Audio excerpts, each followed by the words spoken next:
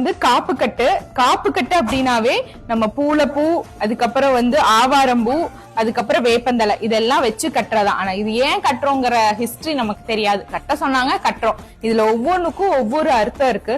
பூ அப்படிங்கறது வந்து நீங்க பாத்திருக்கீங்களான்னு நிறைய தெரியல.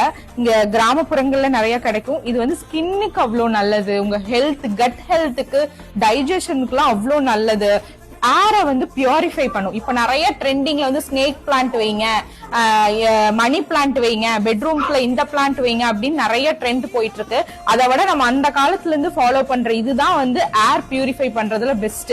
காப்பு கட்டுறது அப்படிங்கிறது இது ஒவ்வொரு இடத்துலயும் நம்ம வீட்டுக்குள்ள வைக்கல, நம்மளோட ஏரை பியூரிஃபை பண்ணும், நம்ம நெகட்டிவ் எனர்ஜியை அப்சர்வ் பண்ணும். நம்ம வீட்டுல இருக்க நெகட்டிவ் எனர்ஜி அப்சர்வ் பண்ணி நம்மளுக்கே ஒரு நல்ல ஒரு ரெஃப்ரெஷிங்கான ஒரு ஃபீல், வீட்டுல ஒரு பிளசன்ட் ஃபீல் இருக்கிற மாதிரி ஃபீல் ஆகும். முன்னோர்கள் எல்லாமே வந்து எதுவுமே வெறுமன சொல்லல, எல்லாத்துக்குமே ஒரு சயின்டிபிக் ரீசன் வச்சுதான் நம்மளோட கல்ச்சுரல் ஒவ்வொரு கஸ்டம்ஸும் இருக்கு. சோ அதை கண்டிப்பா நம்ம குழந்தைகளுக்கு சொல்லி கொடுத்து வளர்த்துங்க.